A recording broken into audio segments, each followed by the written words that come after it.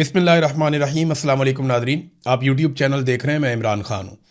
पाकिस्तान के मीडिया में रोला पड़ गया कि एक औरत पकड़ी गई है जो मनशियात बेचती है और उसके ऊपर लगातार ट्रांसमिशंस चल रही हैं, टॉक शोज़ हो रहे हैं। रोला पड़ा हुआ है कि जैसे बहुत बड़ा कोई वाक़या हो गया। पाकिस्तान में निज़ाम ही दो नंबरी करता है तो किसी एक औरत के दो नंबरी करने से क्या हुआ। इस तरह के तो बेशुमार लोग हैं। हर गली कूचे में, हर मोहल्ले में इस तरह के लोग आपको मिल जाते हैं जो सिस्टम के लिए काम करते हैं। यानी ये वो लोग होते हैं जो पैसा कमाते हैं, सिस्टम को भी कमा कर देते हैं, ख़ुद भी कमाते हैं। अब ये अनमोल नामी औरत है, इसके कुछ चैलेंजेस वगैरह भी ऑडियोज़ आ रही है। फिर ये पकड़ी गई, इसको ले जाया गया अदालत के अंदर, ये वहाँ चौड़ी होके जा रही है और वो फिर रही है इस तरीके से जैसे एक आज़ाद औरत है। तो बदमाशों वाला अंदाज है। देखिए, ये टिकटॉक्स बनते हैं, हथकड़ियों में बंदे पकड़े हुए होते हैं और जब वो पेशी पे आते हैं तो उनके बाकायदा टिकटॉक्स बनाए जाते हैं और सोशल मीडिया के ऊपर वायरल किए जाते हैं। ये पाकिस्तान में चीज़ें ट्रेंड कर रही हैं। रिटायर पुलिस अफसरान बैठ के बदमाशों के किस्से सुनाते हैं और उससे वो यूट्यूब के ऊपर अपने चैनल चला रहे हैं। ये रिटायर पुलिस अफसरान हैं, वो उनकी दिलेरी के वाक़यात बता रहे होते हैं बदमाशों की, जो जराइम पेशा लोग हैं उनकी, कि जनाब वो बड़ा दलेर था, वो ऐसे काबू आया, वो बड़ा बहादुर था। तो नौजवानों को आप क्या सिखाना चाहते हैं? तो आजकल अब एक नया ट्रेंड भी, यानी ये नया ट्रेंड है, जराइम पेशा अफराद को जो है वो ग्लोरीफाई कर करके बताया जाता है और बार बार बताया जाता है, उनकी दिलेरी के वाक़यात बताए जाते हैं। ये जो इस औरत ने किया, ये नॉर्मल है हमारी सोसाइटी में। सिस्टम ऐसे लोगों को खुद बनाता है, फिर ऐसे लोगों से फ़ायदा उठाता है। लेकिन जो लोग सिस्टम के खिलाफ हो जाते हैं, मिसाल के तौर पर अगर मिलिट्री एस्टेब्लिशमेंट के मफाद के खिलाफ है ना कोई इस मुल्क में, तो उसका बुरा वक्त आ गया। लेकिन अगर आप मिलिट्री एस्टेब्लिशमेंट के खिलाफ नहीं हैं और आप जो मर्जी जराइम करें इस मुल्क के अंदर, तो सिस्टम आपको प्रोटेक्ट करता है, सिर्फ अपना हिस्सा लेता है आपसे। पाकिस्तान में लाकानूनियत और दो नंबरी ऐसे ही तो नहीं। ब्यूरोक्रेट्स के बच्चे जो हैं वो पूरी दुनिया के महंगे तरीन स्कूलों में रहते हैं, पढ़ते हैं, यूनिवर्सिटियों में पढ़ते हैं। यहां पे प्राइवेटली किसी बच्चे को पढ़ाना मुमकिन ही नहीं है। पाकिस्तान से बच्चे आकर जो यहां पे दाखिले ले लेते हैं ना, बड़े बड़े लोगों के, जर्नैलों के बच्चे आ जाते हैं, ब्यूरोक्रेट्स के बच्चे आ जाते हैं, वो आकर यहाँ पे दाखिले ले लेते हैं जिन कॉलेजेस में, यूनिवर्सिटीज़ में। मैंने यहाँ पता करवाया, या तो बहुत पैसा लगता है। तो इतना पैसा तो ये कमा नहीं सकते 10 साल में जितना इनका बच्चा 1 साल में यहाँ पे खर्च देता है। और बेशुमार जो है वो सिस्टम के अंदर लोग ऐसे ही काम करते हैं। अभी इस्लामाबाद वाले स्कैंडल में ब्यूरोक्रेट्स के पैसे फंसे हुए हैं, सरकारी अफसरान का पैसा फंसा हुआ है, करोड़ों रुपये एक एक बंदे ने लगा दिया। अब वो करोड़ों रुपया उसके पास आया कहाँ से, ये सवाल कोई नहीं पूछेगा।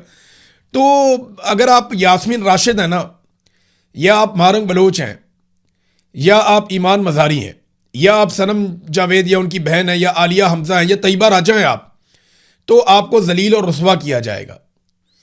लेकिन अगर आप अनमोल पिंकी हैं तो फिर आपके लिए यह सहूलत मैसर रहेगी। बहरहाल मीडिया ने जोर दूर लगा के इस औरत के लिए मुश्किलात पैदा की हैं, लेकिन 2-4 दिन, इससे ज़्यादा कुछ नहीं होगा। चीज़ें नॉर्मलाइज हो जाएंगी जैसे माजी में होती रही हैं। आपको याद है एक नौजवान शाहजेब को कत्ल किया गया था, शाहरुख जतोई ने कत्ल किया था सिंध में। उस केस का क्या बना? कुछ भी नहीं हुआ। वो बड़े प्रोटोकॉलों के साथ वो बंदा रहा। वो कभी जेल में होता था, कभी बाहर होता था, कभी वीवीआईपी होता था, फिर वो चला गया छूट के। नादरीन, सुहेल आफरीदी साहब ने हुकूमत को एक अल्टीमेटम दिया है। देखिए, सुहेल आफरीदी की बड़ी ऑकवर्ड सिचुएशन है। लोग अब उनसे बड़े सख्त सवालात करते हैं, लोग उनके गले पड़ते हैं, उनको पूछते हैं जनाब बताओ इमरान खान बाहर कब आएगा? आपने तो बहुत बड़े बड़े दावे किए थे। अब सुहेल आफरीदी ये कहते हैं कि फैसला तो पार्टी ने करना है, मैंने तो उस पर अमल दरामद करना है, और वो ये सारा कुछ बर्दाश्त भी करते हैं। तो उन्होंने हुकूमत को 1 हफ्ते का अल्टीमेटम दिया। ये फंस गए सुहेल आफरीदी साहब। मैं ज़ाती तौर पे ये काफ़ी अरसे से सोच रहा था कि सुहेल आफरीदी इस आसाब की लड़ाई में तंग आकर जिस दिन अल्टीमेटम दे देगा ना, उस दिन फंस जाएगा। क्योंकि जब आप अल्टीमेटम दे देते हैं ना कि 1 हफ्ते के अंदर अगर आपने ये काम ना किया तो फिर मैं ये कर दूंगा, वहां आप फंस जाते हैं। और यही काम जब प्रेशर पड़ा था तो अली अमीन गंडापुर ने भी कर दिया था। अब 1 हफ्ते के बाद सुहेल आफरीदी साहब से यह सवाल किया जाएगा, जनाब जो आपने अल्टीमेटम दिया वो टाइम पूरा हो गया, बताएं आपने क्या एक्शन लिया? वो लोग भी सवालात करेंगे जिन्होंने सड़क पे नहीं आना, और कई लोगों का तो बनता भी नहीं है बेचारों का सड़क पे आना। मुराद सही तो नहीं निकल के आ सकते सड़क पे। कुछ और लोग भी हैं जिनके ऊपर मुकदमात हैं बड़े खौफनाक, या जिनको ऐसा लगता है कि सिस्टम कत्ल ही कर देगा। हाँ, अगर सारा पाकिस्तान निकला है फिर तो सभी निकल आएंगे, फिर तो इमरान खान भी जेल से बाहर आ जाएगा। बहरहाल सुहेल आफरीदी ने एहतजाजी धरना खत्म करते हुए हुकूमत को 1 हफ्ते का अल्टीमेटम दिया। इमरान खान साहब की फैमिली की दोबारा मुलाकात नहीं करवाई गई और उन्होंने कहा कि आज भी इमरान खान साहब से ना फैमिली की मुलाकात करवाई गई, ना पार्लियामेंटेरियंस की, और ना ज़ाती डॉक्टरों को मिलवाया गया। सूबे के चीफ एग्जीक्यूटिव की आमद के बावजूद रुकावटें खड़ी की गई और पार्टी रहनुमाओं के साथ बदतमीजी की गई। वज़ीर आला ने कहा कि इमरान खान साहब की सेहत खसूसन आंखों के मसले पर शदीद तशवीश है, लेकिन हुकूमत इलाज और अस्पताल मुंतकिली की इजाज़त नहीं दे रही। इमरान खान को फौरी तौर पर फैमिली और ज़ाती डॉक्टर्स की निगरानी में अस्पताल मुंतकिल किया जाए। अगर सूरत हाल ना बदली तो आइंदा मंगल को ज़्यादा सख्त रवैये के साथ दोबारा अडियाला जेल पहुंचेंगे। देखें, ज़्यादा सख्त रवैया क्या होगा? क्या इसकी इंटेंसिटी बढ़ती जाएगी? एक वक्त आएगा हुकूमत ताकत के बलबूते पर रोकने की कोशिश करेगी, फिर आपको लाखों लोग लेकर आने पड़ेंगे, जो अभी तक हो नहीं पाया। और पिछली मरतबा अली अमीन गंडापुर 2 मरतबा निकल गए वापस लोगों को छोड़कर। सुहेल आफरीदी के लिए ये बहुत मुश्किल होगा कि वो अली अमीन गंडापुर वाला एटीट्यूड अपनाए, इसलिए उनकी ये कोशिश होगी कि उनको ना जाना पड़े और उनके जाए बगैर काम हो जाए। लेकिन अगर उन्हें जाना पड़ गया तो इस मरतबा सूरत हाल कुछ और निकलेगी। नादरीन, गिलगित बल्तिस्तान में काजी फायज ईसा की यादें ताज़ा होगी। देखिए, जब जब कोई जुल्म करेगा ना पाकिस्तान में, ना इंसाफ़ी करेगा, जब जब कोई ज़्यादती करेगा, तो देखें काजी फायज ईसा की कैसी किस्मत है कि लोग काजी फायज ईसा को याद करेंगे और उसको बद्दुआएं देंगे। कैसी बात है। एक ऐसा मुनसिफ पाकिस्तान में रहा जिसने बेशर्मी और ढिठाई से वो कुछ किया पाकिस्तान के अंदर, ऐसा जुल्म किया पाकिस्तान के अंदर और इंसानी हकूक़ की ऐसी ऐसी पामालियों को होने दिया उस मुनसिफ ने पाकिस्तान के अंदर, कि आज उस शख्स को स्याह हरूफ में याद किया जाता है, गंदे अलकाब उसको दिए जाते हैं। वजह क्या है कि इस आदमी ने वो जुल्म और ज्यादती की और ऐसी जानिबदारी दिखाई जो काजी के मनसब के शाया निशान ही नहीं था। हाँ, जजेस करते हैं 2 नंबरियाँ, थोड़ा इधर उधर कर देते हैं, लेकिन काजी फायज ईसा ने तो कमाल ही कर दिया था। देखें, गिलगित बल्तिस्तान के इलेक्शन में क्या हुआ। काजी फायज ईसा ने क्या किया था? इलेक्शन से पहले चंद दिन पहले पाकिस्तान तहरीक इंसाफ का इंतखाबी निशान छीन लिया था। फिर तहरीक इंसाफ ने कभी इस निशान पे, कभी इस निशान पे, कभी इस निशान पे इलेक्शन लड़ा। उसका बड़ा नुकसान भी हुआ। बाद में उन्होंने मखसूस नशस्तें भी तहरीक इंसाफ से छीन ली। अब यही फॉर्मूला लगा दिया गया गिलगित बल्तिस्तान में। हुआ यह कि गिलगित बल्तिस्तान डेमोक्रेटिक पार्टी, ये GBDP, ये एक पॉलिटिकल पार्टी रजिस्टर्ड हुई गिलगित बल्तिस्तान में और पाकिस्तान तहरीक इंसाफ ने इसके साथ इत्तेहाद कर लिया। इस पॉलिटिकल पार्टी को इलेक्शन कमीशन ने एक इंतखाबी निशान अलॉट किया जो कि पोलो मैन का इंतखाबी निशान था। गिलगित बल्तिस्तान में पोलो का खेल बहुत मकबूल है। चित्राल में और गिलगित बल्तिस्तान में जो सबसे ज़्यादा मकबूल खेल है वो पोलो है। बहुत पसंद करते हैं लोग। इनकी टीमों का फाइनल होता है हर मरतबा और बड़ा शानदार फाइनल होता है। पूरे देहात के देहात, शहरों के शहर आते हैं इसको देखने के लिए। तो पोलो के जगह जगह पे वहाँ मैदान भी बने हुए हैं। तो पोलो का इंतखाबी निशान पोलो मैन का दिया कि घोड़े पे बैठा हुआ आदमी और वो पोलो खेल रहा है।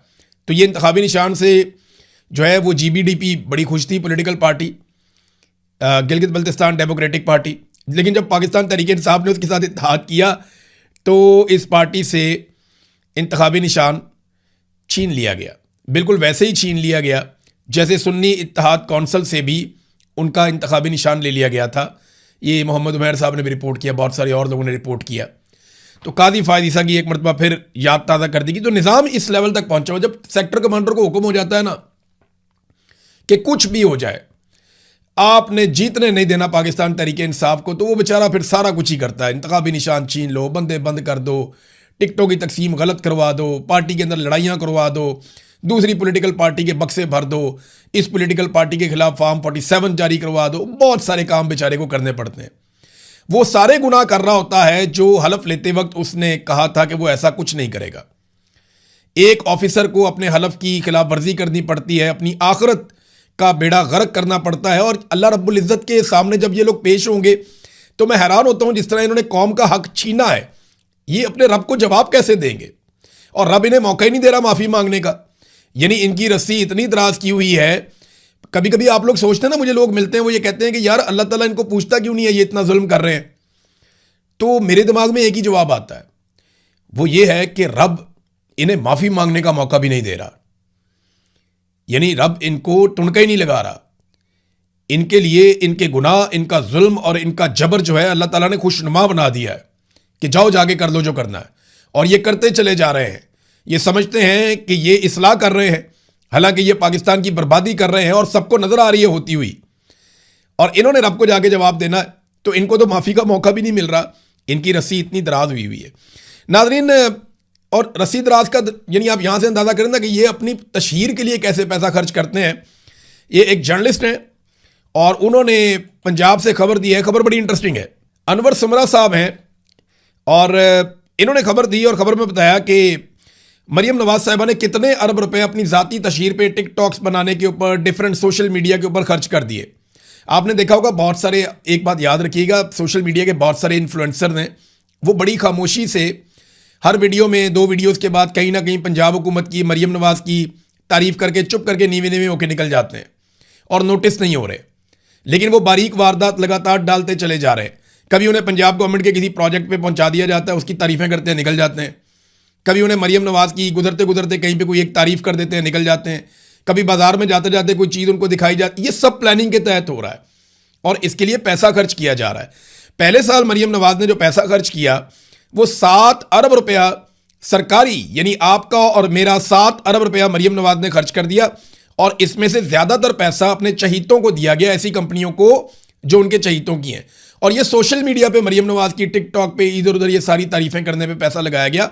और ये जो सोशल मीडिया के इन्फ्लुएंसर हैं जो यूट्यूब के ऊपर या ये टिकटॉक के ऊपर इधर उधर वीडियोस बनाते हैं, ये बारीक वारदात डाल रहे हैं। आप याद रखिएगा, जब भी आप किसी को देखें ना कि वो मरियम नवाज की तारीफ कर रहा है, बनती नहीं है। पंजाब में जाके आप फिर के देख लें, उन्होंने बेड़ा गर्क कर दिया हर शोबे का। तो ये जो कोई तारीफ करता हो आपको दिखाई दे ना, बिला वजह पंजाब हुकूमत की गुड्डी उठा रहा हो, तो आप समझ लें कि इसने पैसा पकड़ा हुआ है। तो जनाब 7 अरब रुपया पहले साल में इन्होंने लगा दिया। दूसरे साल में इन्होंने अभी तक जो पैसा लगा दिया है 6 अरब 40 करोड़ रुपया लगा चुके हैं मरियम नवाज की और उनके वालिद साहब की तशहीर के ऊपर। और 4 अरब रुपए इन्होंने कहा जी मजीद हमने लगाने हैं। आप ये सारा पैसा इकट्ठा कुट्ठा करें ना, तो ये लगभग 16 अरब रुपए के आपको अभी तक पड़ गए। 16 अरब रुपए के ये आपको अभी तक पड़ गए हैं। मरियम नवाज की ज़ाती तशहीर पे इतना पैसा खर्च कर दिया गया है। और अब तीसरे माली साल के लिए इन्होंने जो पैसा मांगा वो पता कितना है? वो 12 अरब रुपया इन्होंने कौम से मांग लिया है। अगर आप सालाना जो है वो 10 भी लगाएं ना, 9-10 भी आप लगाएं, तो 40 से 50 अरब रुपया मरियम नवाज 5 साल में, और आखिरी साल में ये दुगना पैसा खर्च करेंगे। तो 50 अरब रुपए से जायद ये अपनी ज़ाती तशहीर पे वो पैसा लगा देगी जो कौम का पैसा है। और थोड़े दिन पहले आपने सुना था, मैं तनख्वाह नहीं लेती मगर प्रेशर लेती हूँ, मैं तनख्वाह नहीं लेती मगर जहाज़ लेती हूँ, मैं तनख्वाह नहीं लेती मगर प्रोटोकॉल लेती हूँ, मैं तनख्वाह नहीं लेती लेकिन अपनी बेटी को, अपने दामाद को, अपने रिश्तेदारों को, उसकी सहेली को, मैं उन सारों को लेकर जहाज़ में बिठाकर बैरून मुल्क के दौरे लेती हूँ, झूले लेती हूँ मैं, और उनको भी लेकर देती हूँ। और कौम का 50 अरब रुपया मैं खर्च करने का मंसूबा बनाती हूँ कि मेरी ज़ाती तशहीर के ऊपर कौम का पैसा लग जाए। तो ये है नादरीन इस सूबे की सूरत हाल, जहाँ पे 60% लोगों के पास पीने का साफ पानी नहीं है। ये वो सूबा है जहाँ पे 1 करोड़ से ज़ायद बच्चे जो है वो स्कूलों से बाहर हैं, और बेशुमार चीज़ें हैं इस सूबे के अंदर। तालीम जो है उसका क्या इन्होंने हाल कर दिया, पकड़ के प्राइवेटाइज करते जा रहे हैं। अस्पतालों का इन्होंने क्या हाल कर दिया, उनको प्राइवेटाइज करते जा रहे हैं। डॉक्टर्स रुल गए हैं, टीचर्स रुल गए हैं, पैरामेडिकल स्टाफ जो है वो सड़कों पे है। जो गरीब मुलाजमीन है उनकी तनख्वाहें बढ़ाते हुए इनको मौत पड़ती है, जनाब हम तनख्वाहें नहीं बढ़ा सकते, हम तो कटौतियाँ करेंगे। और अपने ज़ाती मशहूरी के लिए ये कौम का पैसा कैसे उड़ा रहे हैं, ये आपके सामने है। नाज़रीन, पाकिस्तान में ना एक रिपोर्ट आई है पाकिस्तान के हवाले से, और ये एक खामोश बगावत की रिपोर्ट है। ये रिपोर्ट है क्या? ये एक क्रिस मेडर, ये एक शख्सियत हैं और एक तज्ज़ियाकार हैं, और ये एक्सपर्ट हैं फ्यूचर के हवाले से जो प्लानिंग हो रही है उसको आइडेंटिफाई करके उसके ऊपर अपना ओपिनियन देने में। और इनकी एक्सपर्टी है बरकी इंफ्रास्ट्रक्चर में, यानी जो जितना भी इलेक्ट्रिक सिस्टम दुनिया के अंदर कन्वर्जन आ रही है ना, कि आप फ्यूल को छोड़ के, बाकी चीज़ों को छोड़ के आप इलेक्ट्रिसिटी की तरफ कन्वर्ट हो रहे हैं। बहुत सारी चीज़ें जो हैं वो बिजली के ऊपर मुंतकिल हो जाएंगी। बिजली बनाने के नए तरीक़ेकार क्या होंगे, दुनिया में कौन सी नई बैटरीज किस तरीके से, वो सारा हर वक्त इनका काम यही है, और इनको बहुत बड़ा एक्सपर्ट माना जाता है। इन्होंने एक मजमून लिखा पाकिस्तान और शाम के बारे में, और पाकिस्तान के बारे में इन्होंने हैरान कुन इंकशाफात कर दिए कि पाकिस्तान के अंदर अवाम हुकूमत के खिलाफ एक बड़ी खामोश बगावत कर रही है, और हुकूमत को इस बात की समझ नहीं आ रही। उन्होंने कहा जी कि ये एक डिसेंट्रलाइज्ड सोलर सिस्टम एक पाकिस्तान में लग रहा है, यानी एक ऐसा सोलर सिस्टम पाकिस्तान में लोग लगा रहे हैं जिसका वफाकी हुकूमत या किसी भी हुकूमत के साथ कोई ताल्लुक नहीं है। पाकिस्तान में ये रुझान बहुत तेज़ी से बढ़ रहा है, और इसकी वजह यह है कि हुकूमत लगातार बिजली की कीमतें बढ़ाती चली जा रही है। उन्होंने कहा कि पाकिस्तान में जो आदादोशुमार हुकूमत देती है वो गलत है। 2025 के आखिर तक पाकिस्तान ने मजमूई तौर पर, अब ये डाटा इन्होंने कैसे इकट्ठा किया, क्योंकि ये एक्सपर्ट है, पूरी दुनिया से डाटा मंगाते हैं कि किस किस कंपनी ने कितने कितने सोलर पैनल्स बनाए और किन किन ममालिक को वो फरोख्त किए गए। तो इस डाटा के मुताबिक ये बताते हैं कि पाकिस्तान में मजमूई तौर पर 51.5 गीगावाट के सोलर पैनल्स दरामद किए गए, मंगवाए गए हैं। 51.5 गीगावाट, 1 मेगावाट जो है ना, यानी 1 गीगावाट के अंदर 1000 मेगावाट होते हैं। 1 गीगावाट में 1000 मेगावाट होते हैं। पाकिस्तान की टोटल बिजली बनाने की जो सलाहियत है, अगर पूरी पाकिस्तान लगा दे, सारे आईपीपी चल जाए, हर चीज़ फुल टाइम चले, तो लगभग 40 से 43,000 इतना बनता है। पाकिस्तान की टोटल जो ज़रूरत है वो भी इतनी ज़्यादा नहीं है। तो दिन के वक्त अगर पाकिस्तानी धूप निकले और बिजली बनाए सोलर से, तो जो पाकिस्तान ने इंपोर्ट किए हैं वो उनकी मिकदार है 51.5 गीगावाट। ये सोलर पैनल पाकिस्तान में आ चुके हैं, लेकिन नेट मीटरिंग और सरकारी रिकॉर्ड के मुताबिक ये सिर्फ 5.3 से 6.8 गीगावाट तक ही दर्ज है। यानी इन्होंने जो दर्ज किया हुआ है उससे 10 गुना कैपेसिटी है पाकिस्तानियों के पास सोलर को इस्तेमाल करने की। अब लोग खामोशी के साथ अपनी छतों पे, हर जगह पे सोलर लगा रहे हैं और सरकार के सिस्टम से निकलने की कोशिश कर रहे हैं।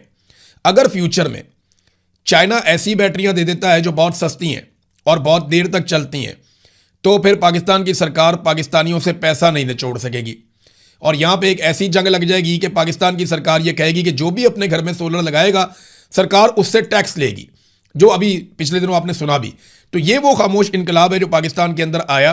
अब ये पैसा कैसे इकट्ठा करेंगे? देखिए, चाइना का माल पाकिस्तान में नहीं रोक सकते ये, क्योंकि इन्होंने चाइना से माल खाया हुआ है। चाइना से अरबों डॉलर लिए हुए हैं, 50 अरब डॉलर से ज्यादा रकम चाइना से ले चुका पाकिस्तान। अब चाइना जो चाहे पाकिस्तान को एक्सपोर्ट करे, चाइना अपना माल पाकिस्तान भेजेगा, पाकिस्तानी कभी नहीं रोक पाएंगे। वो नई बैटरियां बनाएंगे, एक पॉलिसी के तहत पाकिस्तान में लेकर आएंगे, तो लोग वो बैटरियां परचेज करेंगे और वो पाकिस्तान में आएंगी भी और बिकेंगी भी। पाकिस्तान की मार्केट से आप चाइना को बाहर नहीं कर सकते, आपने उनका पैसा देना है। तो ये भी एक प्रॉब्लम जो है वो हुकूमत के लिए खड़ी है सामने, और ये खामोश बगावत है जो पाकिस्तान के अंदर हो रही है। नाज़रीन, बड़ी खबर ये है कि डोनाल्ड ट्रंप चीन के दौरे के लिए रवाना हो गए हैं अपनी बहुत बड़ी टीम के साथ। इसकी इतलात आपको हम नेक्स्ट वीलॉग में बताएंगे। और उन्होंने एक बात का एतराफ़ किया डोनाल्ड ट्रंप ने कि हम और चीन दुनिया की 2 सुपर पावर्स हैं।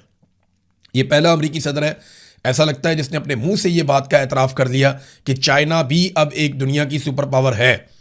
और देखें ना, इस वक्त सूरत हाल भी यही है कि चीनी जहाज धड़ाधड़ गुजर रहे हैं। मैंने पिछले वीलॉग में आपको बताया था 4 जहाज, अभी 2 जहाज उसके बाद से लेकर अब तक मजीद आबनाए हुर्मुज़ में से और अमरीकी मुहासरे को अबूर करते हुए, नाकाबंदी को अबूर करते हुए वो चीन की तरफ जा रहे हैं और चीन से निकलकर दूसरी तरफ भी जा रहे हैं।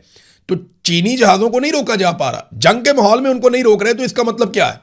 इसका मतलब ये है कि चाइना लगभग सुपर पावर है। ये प्रोटोकॉल तो सुपर पावर का ही होता है और किसी का नहीं होता। और एक और चीज़ मैं आपको बताता हूँ, बड़ी इंटरेस्टिंग है। डोनाल्ड ट्रंप एक तकरीब में खिताब कर रहे थे अमेरिका में, तो अचानक से वो घबरा गए। परिंदा आया उनके ऊपर से, यहाँ से गुजरा तो वो घबरा गए और घबरा कर उन्होंने कहा कि मुझे लगा जैसे ड्रोन आ गया है। ये डोनाल्ड ट्रंप को क्यों लगा, ये मैं आपको बताऊंगा एक पूरा वीलॉग करके।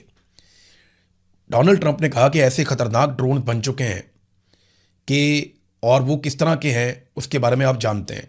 तो ज़्यादातर लोग नहीं जानते कि ड्रोन्स किस तरह के हैं और वो क्या क्या कर सकते हैं। किसी एक वीलॉग में जो मैं हथियारों की बात करूंगा वहाँ आपको बताऊंगा कि डोनाल्ड ट्रंप का डरना कितना दुरुस्त था। तो अमेरिकी सदर के दिमाग में ये बात कहीं ना कहीं बैठी हुई है कि उनके ऊपर अटैक हो सकता है, और यहाँ पे वो दिखाई भी दिया डर उनके अंदर। एक और चीज़ नाज़रीन, पाकिस्तान के हवाले से एक दावा किया जा रहा है और बार बार ये दावा किया जा रहा है कि पाकिस्तान ने ईरानी तैयारों को, जो उनके जासूस तैयारे हैं, उन्हें पाकिस्तान के मुख्तलिफ हवाई अड्डों पर खड़ा किया हुआ, ये दावा किया गया। और अमेरिकन के अंदर बड़ी गर्मी है इस बात को लेकर। इसके ऊपर जो है वो सेनेटर ग्राहम, जो वैसे ही बहुत खिलाफ है पाकिस्तान के बिला वजह, और ईरान के तो बहुत ही खिलाफ है, उन्होंने ये सवालात पूछे सेंटकॉम के कमांडर से, जनरल कैन से। उन्होंने कहा, जी क्या आप इन रिपोर्ट से आगाह हैं कि पाकिस्तान ईरानी तैयारों को खड़ा करने के लिए अपने अड्डे इस्तेमाल करने की इजाज़त दे रहा है? जनरल कैन ने कहा, जनाब मैं इस हवाले से मैंने एक रिपोर्ट देखी है। तो सवाल किया गया कि क्या ये दुरुस्त है? तो जनरल कैन ने कहा, जी मुख्तलिफ नौइयत के खुफिया मामलात के बायस मैं सिर्फ इतना ही कहूँगा, बस जितना मैंने कह दिया कि मैंने रिपोर्ट देखी है।